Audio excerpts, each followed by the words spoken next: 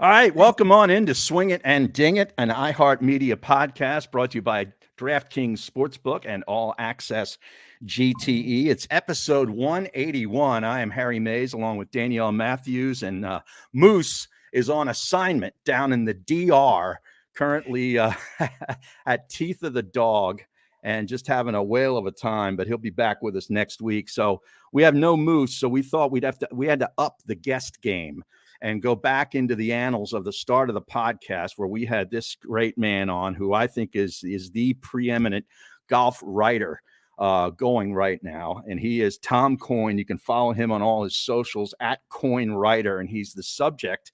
If you watch golf television, you've seen Tom a lot lately because he's the subject of the latest Charles Schwab, the Challengers commercial. And Tom, welcome on in to Swing It and Ding It for a redux. Harry and Danielle, it's so great to be here. Thanks so much for having me. Great to be back. And Harry, we go back quite a ways, man. I remember getting on the radio with you to promote, I think, my first book when I was a wee kid trying to peddle a golf novel. So was it Paper Tiger? No, the Gentleman's Game. Oh, that's right, the Gentleman's Game. Okay, because then Paper Tiger followed that, I think, right? Well, it did. Yeah. So I appreciate your support as always. Absolutely. I remember being at some book signings for you down in the Fairmount area where they served really good beer. Yeah, we always do a good party. Yeah, exactly. Well, tell us about this latest thing, because you're now, I was trying to figure out how to introduce you. So I just figured I'd call you a golfing adventurer because you're a writer, you're an editor, and now, among other things, you've been a professor, I believe, and now you're an operator of a golf course. You got to tell us about how all this came about.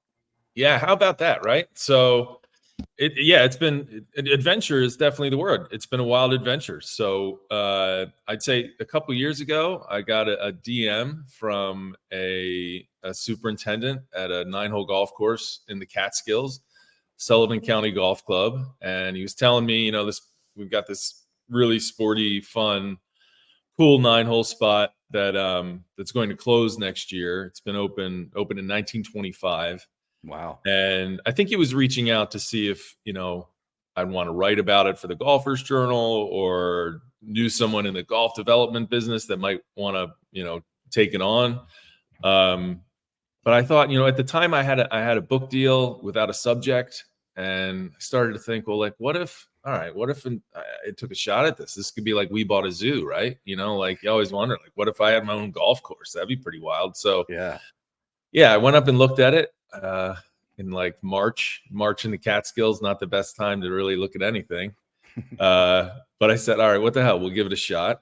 And so I worked out a deal for last summer where I was the operator and cleared it with my editor. I said, this is going to be the next book. I'm going to actually become a golf course operator. And, and that meant, we have a staff, a green staff of 2, a pro shop staff of 3 retired guys sharing time, super public, $20 greens fees, and a local membership, that, was small and older, but really cared because they'd grown up there and their fathers and their mothers and their grandparents had grown up there. So, so I got up there and I moved to Sullivan County, which is the lower Catskills. So not too far from Philly, straight 2 hours from Manhattan, 3 hours from Philadelphia. And I came up here for the summer and I started mowing greens and stocking the pro shop and getting a logo and scorecards, getting the course rated, getting signage, just basically trying to turn it into a real golf experience. And it started to take off. We were getting people from, all over the Northeast coming to play it last year and just loving it because, if you live in New York, where can you go and play golf for $20 and bring your dog and have a great day? People from New York used to come to the Catskills all the time, but when that fell off, this is the area that got hit the hardest because all those huge resorts, this is basically Dirty Dancing country. Right. Right. So when those Grossinger's was the place. Grossinger's was right around the corner. Yeah. And the Concord. The Concord. Exactly. That's where I played my first round of golf with my father. I was 9 years old. No way. Yeah, I swear to God, because he went up there. I hate to cut you off, Tom, but he went for a State Farm insurance. He was a banker that was looking to buy an agency like in Robizonia where we lived and become the State Farm guy. So he had to go to this like weekend sojourn up in the Catskills and spend like 4 days with these people. And one day we went out and played golf. My dad he didn't play golf. He owned golf clubs, but only went to outings. So he wasn't a golfer. But we're out there, and I remember hitting a ball off the fairway at the Monster course, they used to call it, right? The Monster reopened last year. Did it? So, yeah. So I got to go back up there. You got to come back. Yeah. You got to come back, play the Monster, play our place. Yeah, Sure. the Concord, that property became a casino, and they opened, which I'm sure you'll enjoy, Harry.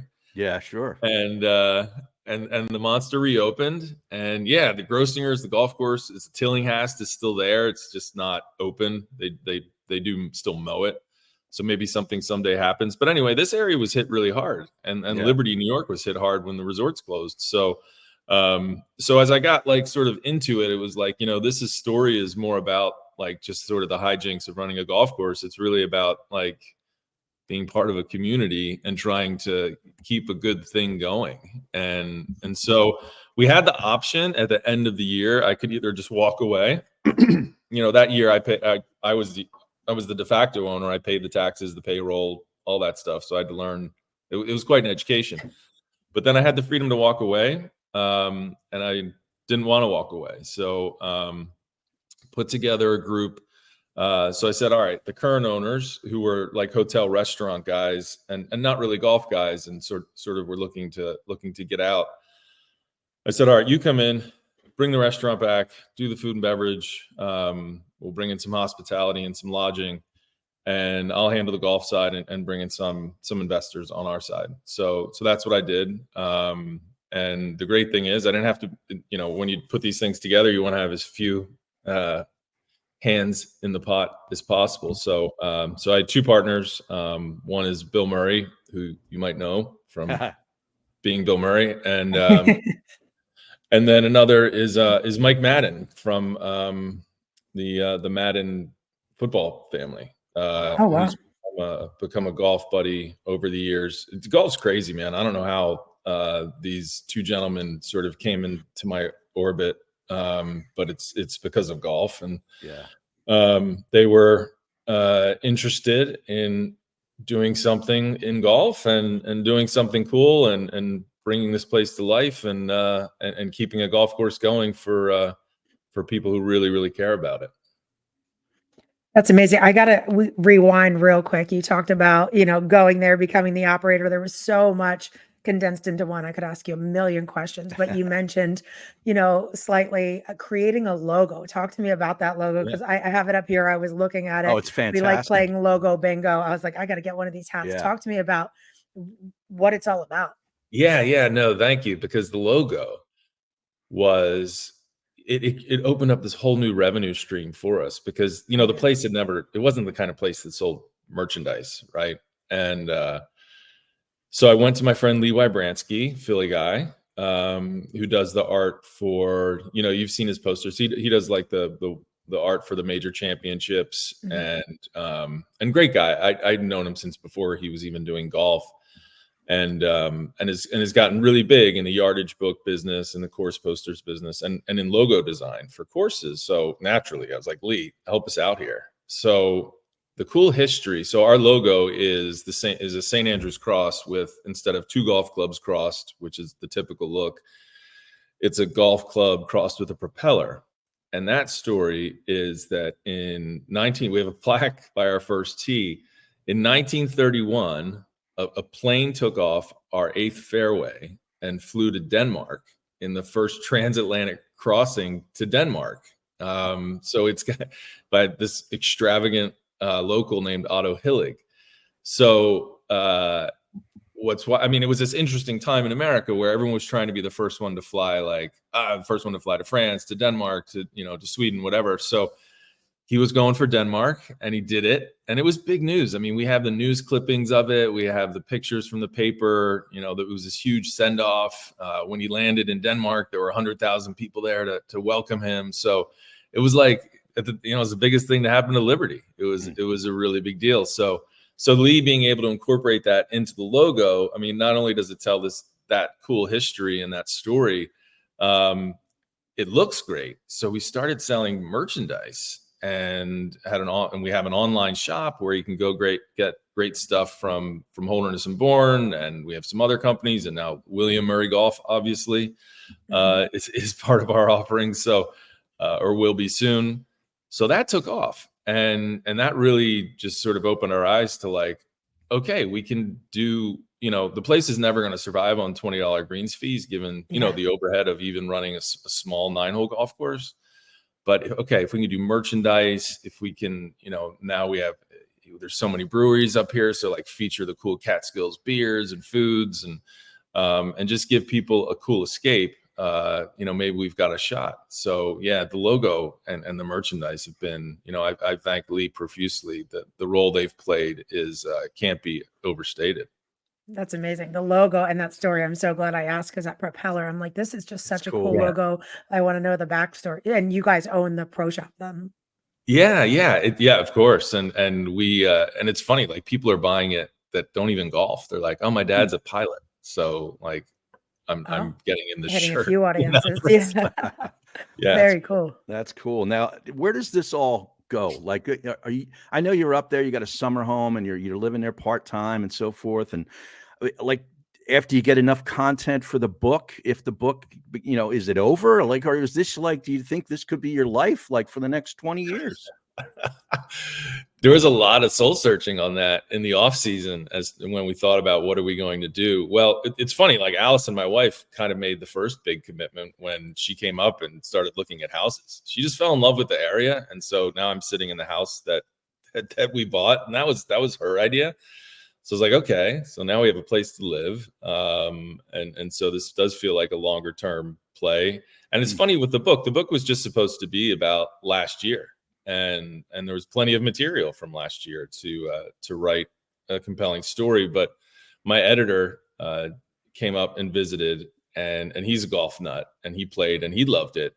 And when he found out that, that we were buying the course and who we were buying it with and all the stuff that we had going forward, he's like, I want to hear about this year too. Like, it's because we're redesigning we've relocated like 3 holes so we could put in a driving range and a putting course. We're putting in a lodge, bringing in a restaurant, a patio, outdoor dining, outdoor bar. Like it's completely being reimagined. And he's like, well, I want that story as well. So I was like, all right, it's a 2-year book. So it was supposed to come out in 2025. Sounds like it's going to be a resort before too long. Right?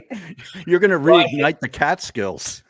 It should be, right? I mean, that's at the end of the day, it's like, the Catskills are never going to come back to those mega resorts that it used to be, but these sort of smaller like boutique hotels and these cool little towns, they're coming back big time. I mean, COVID was huge for the Catskills. People moved out from the city and bought homes out here, and it's still like incredibly affordable. And it's looking out my windows, it's just so gorgeous. And it's like, it just looks like Vermont, and it's, a lot closer. So it's been good.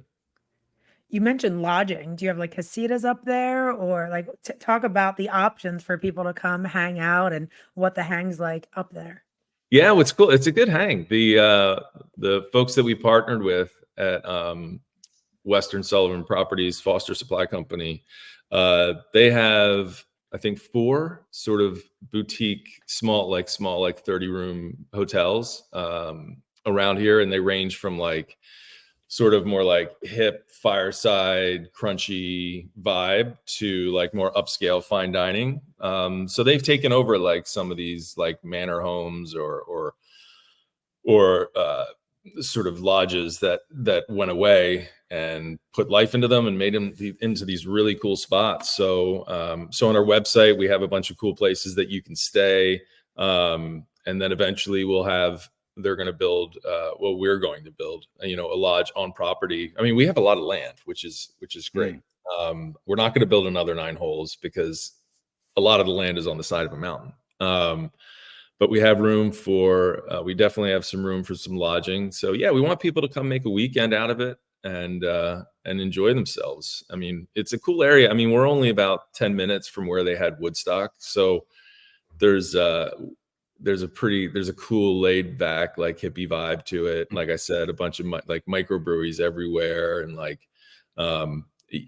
when you just come up here, and that's what we fell in love with about it. You just feel like so relaxed, and that's the vibe at the golf course too. We don't have tee times. You just come and play. It's all, no rules, no fuss. Bring your dog, have fun. So you're right Bring your around dog. the corner. He got me there, Harry. Yeah, I know. I saw your eyes light up when you mentioned that the first time. In the beginning, Play I was 9 like, holes oh, with your dog. But you're right around the corner from the old Yasgur's farm then, huh? Yeah. That's wild. We're which is now Bethel Woods, where they have a big concert series every year. So we get good traffic from that. So it's good. I mean, I feel like we're like kind of getting in at the right time on an area that the people are, they've been discovering for a little while, but will continue to discover and enjoy. So it's, I mean, hey, who can afford the Hamptons? So why don't you come west and hang out with us? I can't. Right? Exactly. more relaxed vibe. Yeah. Sure. How has this whole experience like changed your appreciation for maybe, golf course architecture or the superintendent's jobs and all the things that those guys have to do?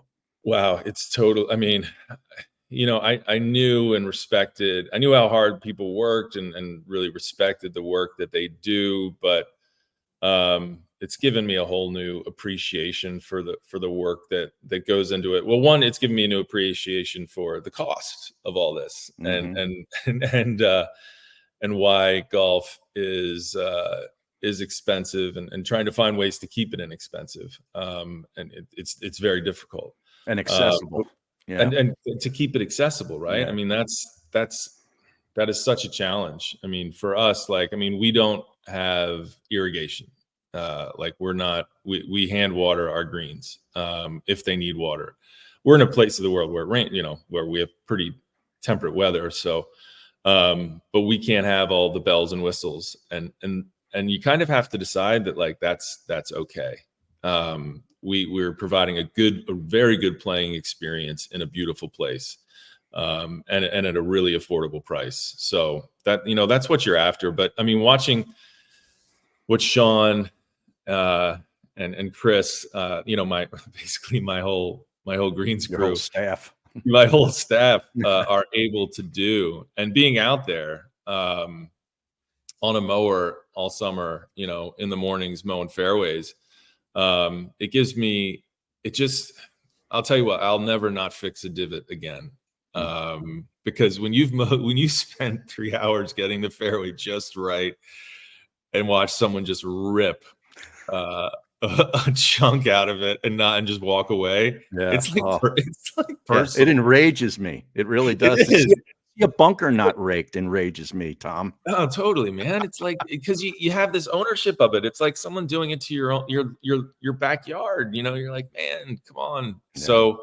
So do please take care of your golf course, because there are people that work out there at long hours for not enough money to get it in shape for you to play. I mean, those are things that I knew, but now I like felt it. And so it's definitely reinforced that for sure. Well, I could talk all day, and I know Danielle could too, about Sullivan County Golf Club. But I got to make a trip up there if it's only 3 hours from this area. And there's some other great places to hit up there. I could do it on my way up to my sister who lives in Connecticut. I'm already sort of putting together a little You could trip. do it after the NEPA Invitational. You could do it after our charity. That's right. The NEPA Invitational's in Scranton. So, I mean, it's really close to Scranton, right? Right. Just across the border, and come on up. Yeah, no, Scranton's on my drive. How long would that take from Scranton? You wouldn't, from Scranton, you're probably not even an hour. So, oh, wow. Yeah. There we go, Hare. Let's get it on the books. Awesome. Yeah. Well, I could talk all day about the new golf course, but the Golfer's Journal is a fantastic publication. I've been a member of the Broken Tee Society now for a couple of years. Shortly after you and the rest of the guys, put it together. It's an amazing publication. Comes out quarterly with great golf, just great writing about places like Sullivan County Golf Club. I mean, you read it's quick reads. It's great photography. It's just Great stuff at Golfers Journal. Check it out. And at SCGC 1925 is the golf course social, correct? Yeah, at All Sullivan right. County. Yeah, SCGC. Come find us. You'll see the logo Danielle mentioned, and you'll know you're in the right place. All right, one final question, because it came up when I was listening to the commercial. Oh. What makes a golf course great is a great question, because there's so many ways to answer it. Like, if you had to tie yours up into 30 seconds, like what would you say? Yeah, I think to make a golf course great, first people have to be able to play it. So that's what we're trying to do at Sullivan County. What's the good of having a golf course that nobody gets to play? I mean, there are great places in golf that few people get to play, and they're obviously great courses, but my perspective on that has changed since I've gotten involved in running a golf course. So trying to keep the conditions good, keep it open for people so they can experience golf and have golf in their life. I've been very blessed to have as much golf in my life as I have. And if this is any small way to sort of get more people playing golf, that me and my team can try and do, that's great. So that for me makes a golf course great. Very cool. Very cool. Tom, thanks so much for doing this. Love to reconnect with you every once in a while. I plan on getting up there within the next year for sure. But best of luck and success. And thanks for coming on. Thanks so much for having me. Come see us in the Catskills. There he is, Definitely Tom will. Coyne, Sullivan County Golf Club. We're going to take a quick break, and we'll be back, Danielle and I, to recap the RBC heritage and a whole lot more here on Swing It and Ding It. All right, welcome back to Swing It and Ding It, episode 181. Many thanks to Tom Coyne. I could talk to him all day, Danielle, and he's such an interesting guy. He's walked the country of Ireland, the countries of Scotland with golf bags on his back, and played every course and writes about it with all the great people that he's come in contact with throughout the game. He's just such an interesting guy. Glad to have him on again. Oh, it was amazing. Award-winning New York Times bestselling author, operator of Sullivan, like we were just talking about. Right. I was like, I know Brad has been on Golfers Journal so many times. It's like we could have talked to him for hours and hours. Absolutely. But, Moose, of course, can't be with us because he's on assignment down at Casa de Campo the DR, playing Teeth of the Dog and the Dive 4 and everything they've got down there. And you know what? So can you. Through our official golf travel partners at All Access GTE. You head to the link in our Instagram bio for a special portal for our listeners to unlock the golf experiences you've all been dreaming of. The team at All Access has decades of experience in crafting unforgettable tailored golf adventures, from casual outings to luxurious getaways. Picture a buddy's trip to St. Andrews or strolling through the legendary Amen Corner. Elevate your golf experience with All Access GTE. Head to the link in our Instagram bio. There's a special portal there for our listeners to unlock the golf experiences you've been dreaming of. So there you go. All Access GTE. And maybe you can get it down to Harbor Town too, where they had the Heritage, RBC Heritage last weekend. And just when you think Scotty Scheffler's done enough, and it's like, it's the week after the Masters, he blew the field away at Augusta. He's probably not going to take this all that seriously, and maybe relax. Maybe Meredith will just, ring the pager just to bring him home because she misses him, or the baby is actually on the way. And none of that happened. And the first round was kind of ho-hum. And then all of a sudden, Scotty said, you know what? I'm here. I might as well win this damn thing. And he put his foot on the accelerator and blew the field away again, Danielle. How amazing is this run? Harry, my grandmother turned 90 this past weekend. So I didn't have a whole lot of leisure time to watch golf because we were over on the west coast of Florida. But really, I didn't need to watch golf. No. We saw Scotty win. We saw Nelly win. I mean, did I need to watch? Right. Maybe that's why the ratings are down, is people just know who's going to win now. It's like, all right, I can put it on, I can record it. If I want to go back and watch it, I'll watch it. But I know Scotty's going to win. I know Nelly's going to win. But did you tune in Monday knowing after I did. Okay. I did because I'm a geek, and it's 8:00 in the morning on a Monday, and I've got, I've got to have it on in the background as I'm let me just watch, putting stuff together for the show. But it was kind of indicative of what he's done to the fields. Is on Monday morning there was really nobody there. And it was that's quiet. The tough part. It was eerily quiet, and it's like, that's what he's done to golf. He's silenced everybody. You know what I mean? He started with that chip in for Eagle on the second hole on Sunday. You know, CBS had just come on the air not long after that. They showed the chip in, and I'm like, are you serious?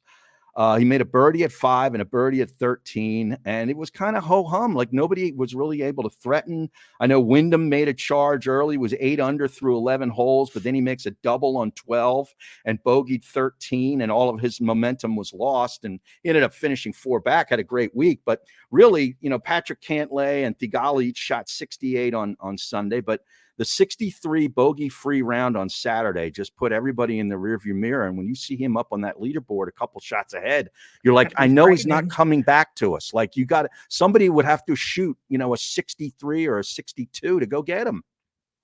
Oh yeah, it was, and for him to win by 3 shots, his closet and trophy case are now full. He has the AP cardigan, the green jacket, now the plaid jacket. Like, but Harry, you know what? He's taking off now. He said that he has no plans to play until next month's PGA Championship. So we get a little tiny break from Scotty as he's preparing to be a dad. Yeah, there'll be a new addition to the Scheffler clan by then. And so I guess that means he's missing the Byron Nelson in his home state of Texas. And then he's going to also miss the Wells Fargo, which is the week before the PGA, I guess, which is our anniversary, event. Harry. Is it really? Oh, that's right.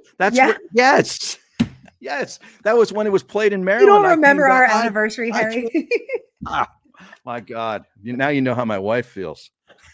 I'll send her flowers. Give me the date. I'll tell her. Yeah, that's right. The Wells Fargo was played up in Maryland, and that's when I went down to follow Brandon along with you and a couple of other folks. And the whole idea to bring you on as a member of the podcast was sort of germinated there. Exactly. We trudged through rain and crazy weather, and then you texted me, invited me to be a part of it. Now coming up on 2 years. Yeah, it's amazing how time flies. But, you know, by winning the Harbortown event, Scotty became the first player since Bernhard Langer way back in 1985 to win both the RBC Heritage 1 week after winning the Masters. He's also the first player since that guy named Tiger Woods in 2006 to win the week after winning a major. He's also with 4 wins and a runner-up in his last 5 starts. He's the first player since that guy, Tiger Woods, in 2007, 2008 to have 5 consecutive top 5 finishes. Vijay Singh is the only other player to have such a run in the past 30 years. That dates back to 2004. So it's just silly. There's so many other bullet points I could cover, but we don't have the time. I mean, I have to share some bullet points on this. This is wild. I'm like, in what other situation can you do this? So I'm going to share this. Scotty is earning $12,021 per shot. That's $45,149 per hole. $812,686 per round. And a casual $3,250,747 per start. Wow. What is that per shot again? The first one? $12,021 per shot. Wow. Man, I wish I could get that because I shoot a heck of a lot more shots during a round of golf than he does. Pay me $12,000 a shot. I'll shoot 105 every time. Oh my goodness. That's incredible. So it's insane. I did like in the presser though, they did ask him, someone mentioned, they're like, is there a competition between you and Nelly? Like what's going on? And he goes, well, if there's a competition, she beat me because she's won 5 in a row. He lightly teased, he goes, but that T16 at the beginning of the season, he's like, that was just terrible. So that was kind of funny, but two unstoppable players right now. It's unbelievable. Yeah. And I see some people, I think the guys on the fried egg were thinking out loud that maybe that would be the next great idea for a match, like to have Scheffler against Nelly Korda. And, I would definitely watch that. There's no question about it. I can't stop watching Nelly Korda. I watched a lot of that. The swing is just the swing is just complete poetry. But Nelly, with 5 straight wins that included her second major championship, now joins Annika Sorenstam and Nancy Lopez as the only lady professionals to ever win 5 straight tournaments. And that dates back to 1978 when Nancy Lopez did it. And of course, this is that event It's now called the Chevron Championship, which they've moved to the Houston area, but it used to be the Dinah Shore that was played out in Palm Springs, and they had Poppy's Pond, which was right off the 18th green. And the winter, the tradition became you jump into Poppy's Pond with your caddy and so forth, and then they wear the bathrobes and stand there and get their pictures taken with the trophy. Well, they don't have Poppy's Pond anymore, but they do have a body of water right next to the 18th hole. But there's alligators down in that area of the country. So I know they've put up a fence underneath the water to keep all the varmints out and the animals. That's because she jumped in and She jumped in. They jumped in. Yeah, and she she got did the a robe. cannonball into the pond. How cool was that? Oh, I mean, after my fifth straight win and ending it with a major, I'd jump in and do a cannonball too. That's wild. Yeah, pretty crazy. Well, and I know you've got some tea to spill, so we might as well get to that right now because I got all these other odds and ends, but I don't. If some of them are included in your tea, We'll roll them all together. Let's do it. Roll them all together, and we'll roll right in. Sticking with Nelly, her bid for a sixth straight win is on hold after she withdrew from the LA event this week due to exhaustion. And she said it wasn't an easy decision, but after an unbelievable week at the Chevron, grinding through the mental and physical challenges of 4 events in the past 5 weeks, definitely feeling exhausted. And with so much still throughout 2024, she's like, I have to listen to my body. So I can see that, they're trying to make it a headline, but it's like, Scotty took off too. Like it's these people are not robots. They need breaks. We can roll right into this. Harry, you and I were texting back and forth, and you sent me 15-year-old Miles Russell. He made history at Lakewood Ranch last week, being the youngest player to make the cut on the Corn Ferry Tour. That was pretty wild. I've been over there. I've seen that tournament. I've walked that course, and it's not easy. So it's just, I always wonder though, because I see so many of these younger players like playing really well. I see when Brad coaches a lot of the younger girls as well and younger guys. It's almost like, are they just playing and they're having fun? Like they're not worried about like playing to pay bills or to make cuts, to hold their card. This kid is 15. He's a freshman in high school. Yeah. And with that T20 finish, he earned a spot into this week's championship. So, what is it? Veritech Bank Championship. And he also got into the one in Bahamas, the Butterfield in Bahamas in the fall for the PGA Tour. I think he's in that. Yeah. So at some point it's like, okay, the pressure, may, compile where they're like, okay, wow, like there's Scotty Scheffler or Rory or whoever on the range where it's a little bit much for them. But I think at this age, it's just like they're going out and they're having fun. And it's, I have a feeling that he's not going to be the last young superstar that's going to do something like this. No, but it is pretty incredible. Final round 66. He finished T20, as you mentioned, and he had a stretch on Sunday, 7 birdies in 10 holes. Holes 4 through 13, he went 7 birdies on the way to being 1,400 par. It's pretty incredible. Yeah, casually too, right? Yeah, to make the cut. Harry, moving on, Tiger, both an owner and player, as everyone knows, for the TGL franchise. He announced his 3 teammates are going to be Max Homa, which is cool because we've kind of watched and saw like Max going kind of from like a not fanboy, if you will, and being like, oh, like Tiger called me Maxie and all this stuff. And now he's going to be his teammate for the TGL franchise. So pretty cool. Along with Tom Kim and Kevin Kisner. We do know that the league has faced some setbacks with that roof on its original building collapsing back in November when we had that storm down here. But, it was pushed back a little bit, but that's slated to begin January 2025, which is kind of right around the corner. So they seem to just slowly keep, making little announcements such as this to keep us engaged and remind us that they're coming. So we'll see. We'll keep track of that and stay tuned to the TGL and see what else they have. Yeah, now they're going to be called the Jupiter Links Golf Club is the team name, correct? Correct. Yeah, when I first saw that, I'm like, wait, is there like a Jupiter Links Golf Club already? That's what I was thinking. Like, what, is this a new course? I know. I was like, I mean, you never know around here. They're popping up all over. But yeah, that is correct, Harry. That's the name. Now is that going to be your team since it's your home? You're going to have to root for them? You're going to get merch? Merch. I don't know. I'm a little bit of a logo snob, but that's why I was asking about the logo. This is one of my favorites, the MacArthur, It- oh, yeah, it's that's so cool. good. So good. But Harry, I'm still not on the team golf thing, like with the Mm, live, with everything else.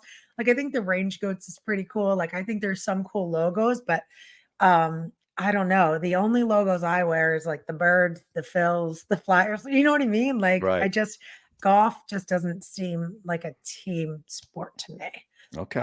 So I don't know. I'm probably gonna hold on the Jupiter Links Club merch for now. But if you want something, I'll go and find it and give it to you. Well, I figured you'd have good, easy access to it, but Yeah, we'll see. well, how about Morgan Um, Hoffman? Is he part of your T as well? Because we were texting about that, the story of this guy. He was competing in that same event on the Corn Ferry Tour and finished tied for 20th along with Miles Russell. is there What a anybody who story. is not rooting for him? That Right. entire story, and we've followed that story throughout the podcast as well. I Mhm. mean, incredible, absolutely incredible. All right. Uh, Well, you have any more? Yeah, I'll give you a little Let's bit go. more because Let's do it. I know Rory. You always like hearing the Rory Of news. course. On Monday, it was reported that Rory is returning to the PGA Tour's policy board. So it was said that pardon me, he's going to be a replacement for Webb Simpson, who said, "Hey, I will offer my resignation with the request that Rory takes my spot." So Rory is expected to be reelected onto the board this week ahead of the Zurich Classic. So we should be seeing that being officially official in the next probably couple hours, maybe next day or two. So Wow. we'll see Rory back on the PGA Tour's policy board. So what do you think the rest of the guys came to Webb and said, "Hey, you got to leave because the only way we can get Rory back on here is if one of us leaves, and it's got to be you. You got It's the got to be short you. straw." It's almost like It's like high school popularity contest. well, Like or college, like college athletics. It's like the basketball coach wants to bring this kid in, but he doesn't have a scholarship available. So he's got to go and tell this one guy, "Look, you got to transfer. sorry, You got to get yeah, out of here. I'm not going to give you any minutes. So you're going to leave and I'm bringing him in." yeah. I mean, basically, it's Yeah. what it sounds like. But no surprise with that. I don't think. It's No. just they need him on there. We've heard all the rumors with the live, and then he denied it and saying PGA is his home, and then you have Forever. Greg Norman coming out and everything else. So I mean, I think he belongs on the board. But I thought it was more of a distraction for him, and Well, like he that's what had to he get back said. to playing And golf, wait, which he was a sacrificial goat? Is that yeah. what- Yeah, but I Well, guess he maybe. figures it hasn't helped his golf, really, because he hasn't played any better since he's been Yeah. off the board. So what's the Yeah. difference? But Yep. yeah, and speaking of Greg Norman, I saw this morning. I'm that live may be amenable to going to 72 holes. I saw that as well. And they said that Rom was in agreement with that as well and like kind of pushing it, Mhm. but no solidified answer coming out of the live camp just yet. So they're just Yeah. rumors swirling around at the moment. Wow. Well, that Yeah. that would be something because I think that would be their way to get some world ranking points, which is what they're Is after. what they're after. Yeah. Yeah. Well, Yeah. Harry, we got 100 days until the men's golf competition at the Olympics in Paris, which will be a great segue to take us into the Zurich, because we are going to see Rory and Shane Lowry paired together. And a Right. funny little bit of tea coming out of there is Rory invited Shane to play with him during a quote drunken lunch, he said, after they celebrated their Ryder Cup victory last fall. So I Mm. thought that was kind of funny. Just, guys being Wow. guys and having a couple beverages and saying, "Hey, why don't we play in the Zurich together?" So A drunken lunch. That sounds like my weekly Wednesday round right there. yeah. Yeah. Yeah. So I Yeah, I thought that know. was pretty cool. That is cool. I don't know if you had this, but we talk about college golf, whenever it's warrants on this show. Vanderbilt junior Gordon Sargent is going to return to Vanderbilt for his senior year. Did you see that? He's deferring his status. He has status on the PGA Tour awaiting him for a year due to this, his success in college, but he's going to push that off until June of 2025. He wants to go back to Vandy for one more round. That's pretty cool. I mean, if I could go back to college for a year, I'd probably know. go back to right. I know. Yeah. Yeah, no, I didn't see that. So thanks for bringing that to light, but that's a pretty cool story. It is cool, and Vanderbilt's got a heck of a team. I mean, they don't Oh have yeah. just him; they got a bunch of other studs as well. I always look at that when these guys, in other sports. Uh, and I don't begrudge them at all, but I look at them saying they want to rush into, professionalism right away, and Yeah. it's like, man, college is a heck of a lot of fun, man. Like, Oh and yeah. now you can get paid to stay in college. Literally, you can get Yeah, paid to be a college athlete. Plus, right, there's in golf, anyways, being like maintaining your amateur status, like the Walker Cup, like the Sunny Hannah. There's so right. many like prestigious, really cool like history opportunities with tournaments that if you stay an amateur, like you can Yeah. really like work your way up. Yeah, like if you But win the amateur, like these guys win the amateur, well, that next year they go back to Augusta and they stay in the crow's nest. And you have that whole experience of being an amateur and maybe the low am at the Masters. Like, what an honor that is, for an whatever absolute else you honor. do. Like, why would you? I don't know why you'd want to forego that immediately. Like, can't that wait? Yeah, I know. But they can get bucks now anyway. It's, They can, you they know, can. Yeah. crazy. So, all Yeah. right.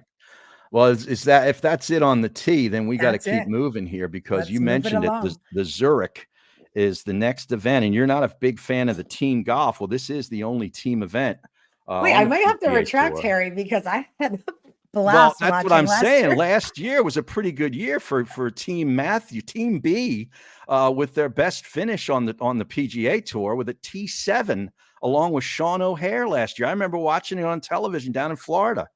Oh yeah, it was a blast. We had so much fun, but I think, you know, having it once as a highlight on the PGA Tour is cool.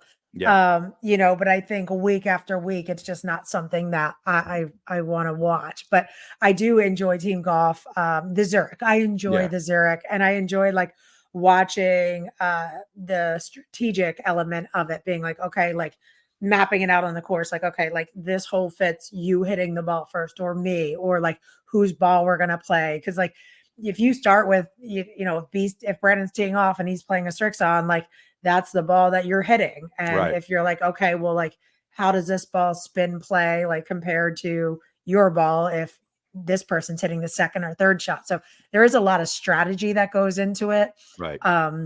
which I think is pretty cool. And then there's a lot of, just seeing the camaraderie between the guys and, seeing the different pairings, I think is pretty cool as well. It is. It's a one-off, and I agree with you. Like it's the only time we get to see this, so it is cool, and it's different than Live Team because, like you said, these guys are playing four ball, which is best ball, what we call best ball, on Thursday and Mhm. Saturday's round, and then they go foursomes, which is alternate shot, which I love watching. I actually like playing that too because Yeah. it's pretty cool. But they're going to do that on Friday and Sunday, so they split it up the format, 80 teams total. So, 160 guys will start off. There is a cut. Only 5 of the top 15 in the world golf rankings are in the field. There's 400 FedEx Cup points available. And Davis Riley and Nick Hardy are defending champs. Uh-huh. And no team in this event, since they've been doing this, has gone back to back. Wow. So there's that. They were 30 under par last year to win this thing. You got to go low. You And do. par 72, 7,425 yards. It's flat, as you can contest. You walked it. Wetlands everywhere, water everywhere. Plus, there's like 100 bunkers on this golf course. Yeah, the course is pretty crazy, but before we get too deep, I do want to talk about some other fun pairings. We have Willie Z and Sahith. Have you seen that FootJoy commercial, Oh, I Harry? Like love the it. pin hunt. It's one of my, Yeah. and I don't really like commercials, and I'm like, wow, this is cool. Like Yeah. that. Well, plus it's a Marty Robbins song. Big Iron on His Hip is the song that they use, which is, I have a Marty Robbins best of CD, and all 20 songs are fantastic, but that's one of them. Big Oh Iron on His wow. Hip. So that, yeah, I love that commercial.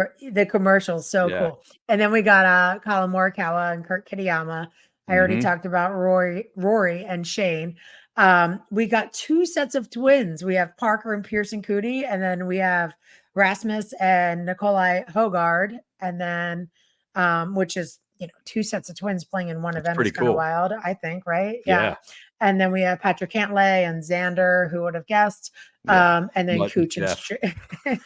and then Kuchar and Stricker together. So Right. some fun pairings, like you said, like with the tournament golf, like it's not like something I want to watch day in and day out, but I think watching these teams, and the strategy and everything else come together, I think it's pretty cool. It's an event I like. Yeah, and Xander and Cantlay won it back in 2022. Like they love playing together. They go away on vacations together and play golf casually together. So that's a team definitely to watch out for. Yeah, they are. They really are BFFs. And that golf course, Pete Dye designed it, and he also had Steve Elkington, one of my favorite all-time players, and Kelly Gibson were consultants on this project. So it's what were your impressions of the golf course? Like just the aesthetics? Like is it one, because you walked a lot of golf courses now on the PGA Tour with Brandon. So like, did this one stand out in any way to you? Stand out in any way? Like visually, it doesesn't really come across on television being that visually outstanding. Just my perspective. No, nothing that you want to write home about. That Right. I was like, wow, this place like really floors me. Like you said, it was flat. There's some. I should have looked at the course layout again before jumping on, because there's a couple holes, but it was more like for me looking at it as like, okay, like this is Sean's hole, this is Brandon's hole, like how it was like setting up, or like don't go for the green or don't do this. There's like one or two holes. I'm trying to. 18 was cool. I like 18. It's a good finishing hole, but really, Harry, nothing that stood out. Nothing that I thought was like extremely special. I just like 18. I thought it was a cool finishing hole. I think there was a par 3 on 17. Yeah. Okay. Yeah. That's a pretty cool hole too. So I'd say 17, 18, but other than that, nothing crazy. I'd have to kind of take a look to refresh my memory of over a year ago with so many other golf courses in my head. Yeah, and of course, Pete Dye, 4 par 5s, the second hole, the 7th, the 11th, and you mentioned the 18th closing hole is a great par 5. They got 4 par 3s that are all well over 200 yards. These aren't these shorty par 3s. 3, 9, 14, and you mentioned 17, and we just might as well go to that finish. The 17th hole is a turn toward, they make the turn from going south to the east for the par 3 17th. It measures 215 yards. There's water all up the left side with the green bordered by those railroad ties, which is a signature of Pete Dye golf courses. And then it falls off into the hazard. And there's a runoff area on the short right. And then there's 2 pot bunkers in the middle right of a really large green that's got a bunch of different plateaus on it. Then you make the turn back to the north for the closing hole, the par 5 18th, 585 yards, water guarding the entire length of the hole and the green on the right side. It's kind of a dog leg to the right area, and where it has the dog leg, there's a bunch of traps everywhere on the in the middle of the fairway, and there's a couple to the left hand side, and of course you got water all down the right, and then you get up to that green. Beer tents on the left there. Yeah, beer tents. That's right. Yeah, I'm sure they're. We had to climb on top of one to find the ball. Is that right? You did? Oh, yeah.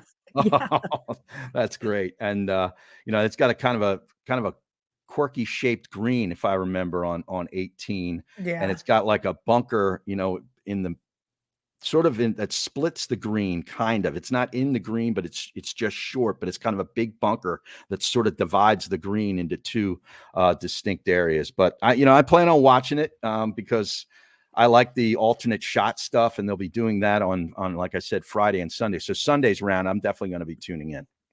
Yeah, for sure. I'll definitely be watching a little bit of it this week as well. It's just, like I said, it's fun. It's a little bit of a change. I think it comes at the perfect time.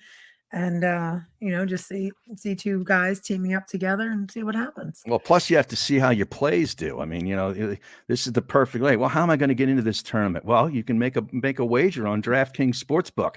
The PGA Tour is in full swing. You got to get in on the action at DraftKings Sportsbook, the official betting operator of the PGA Tour. This week, new customers can turn $5 into $150 instantly in bonus bets on any golf bet. I'm going to be looking at the team of Nick Taylor and Adam Hadwin, the Canadians, who I think this is going to be a preview of the President's Cup team. And, their head coach, Mike Weir, probably going to be on hand watching these guys See how they play together. They're plus 2,000 to win it.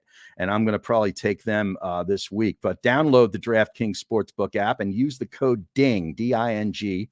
New customers can bet $5 to get $150 instantly in bonus bets only at DraftKings Sportsbook. But you got to use the code DING, D-I-N-G. The crown is yours.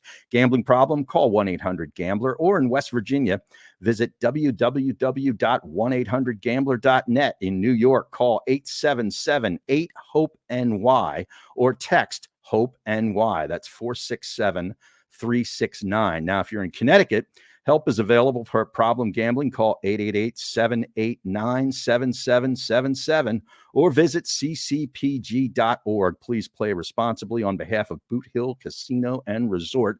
21 plus, age varies by jurisdiction. Void in Ontario. Bonus bets expire 168 hours after issuance. See dkng.co/T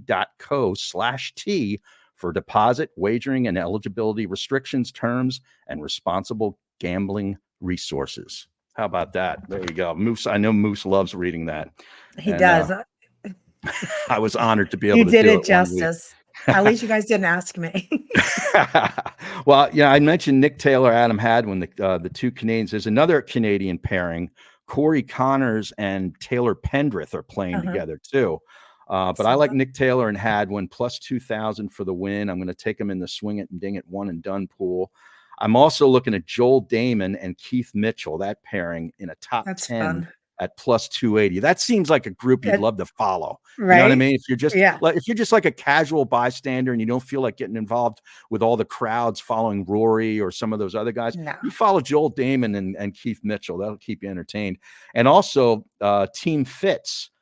The Fitz Fitz and Fitz. Yeah. Yes. At plus 240 in a top 10. I think that looks pretty good.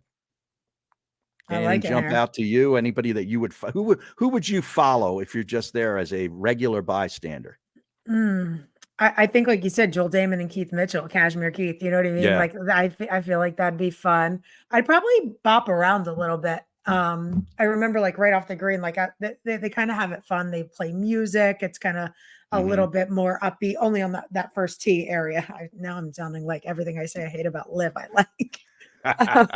But there's a little bit of like a DJ on like the first tee. And I know last year, like as B and Sean and stuff were like warming up and stuff, I sat up in the bleachers just trying to hide from everyone and just sat there, and I would just watch a bunch of the players tee off on one and just watch their tee shots. Right. So I probably have maybe the same, maybe go half the day on one, half the day on 18 and just watch, the start and finishing holes of a few different groups. But it's cool to just watch all the players come through, watch a few swings. So I'd probably, watch half. Well, we know that New Orleans is a great food town, cuisine, and all great restaurants. And they have, I don't know if you sampled this, they have like a Taste of New Orleans area. I don't know what hole it's off of, but they bring several of the big restaurateur chef guys out there, and they set up, in a tented area, and you can like sample all this stuff. Were you able to take advantage of that? Harry, pardon me, I did. How was it? It was good. And it's different too, but the food is just amazing. And the Tour Wives Association took us out for lunch. I'm really trying to remember what the place was called, but we ended up eating because the guys were playing well, and we're like, okay, if you're playing well, we're gonna eat at the same spot. So we ate at the same spot every single time in the French superstition. Quarter. It's a superstition. Yeah. These guys, they're superstitious about everything, so you have to. But we went and got the warm beignets in the morning and the coffee and everything else. So we try to take in as much as possible and just take in all the food, all the drinks, the whole experience. Like going out, we went to speakeasies. We definitely absorbed the New Orleans culture for sure. That's very cool. And one last thing here, since we're talking about wagering, I checked the latest PGA Championship odds when you said that's the next time we'll see Scotty Scheffler play golf.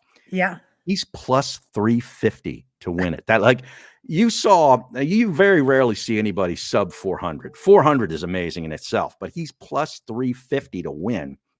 Insane. And Rory's the next favorite, I think around 900, and then it's Rahm around 1,000. But I'm, you can't take him at plus 350. It's just, but I'm looking. Silly. Wyndham Clark is playing really well, and he's plus 2,500. I might take a bite out of that. Early, yeah, get that Yeah. in. That's funny. Yeah. Sorry, my phone just rang because Brandon, even this morning, well, Harry had asked Brandon, maybe you do the course, of course, because Yeah. you played, yeah. And so he was, he's playing a game and he wasn't Right. going to finish. And so this morning he woke up, he's like, "Am I doing it?" And I was like, "No, we're on early. Like you got to fit our schedule." And he just called me again. I was like, "You missed it." Yeah. Well, he's down at Harry Bear already took Lakes care today. of it. He was Yeah, at he Bear played. Lakes today. I've heard great things about that place. Yeah, he enjoys it. Yeah, that's cool. All right. Well, we hope you've enjoyed episode 181 as we 181. continue on here. Moose will be back with us next week, regaling all his stories from the DR, and we'll recap the Zurich and look on into what everything else. Because nothing going on in golf each week. It's really boring. Nothing's happening. Nothing to talk about, no No, tea there'll to be no spill, tea. like No. nothing. All right. We appreciate you listening, and we'll be back with you next week.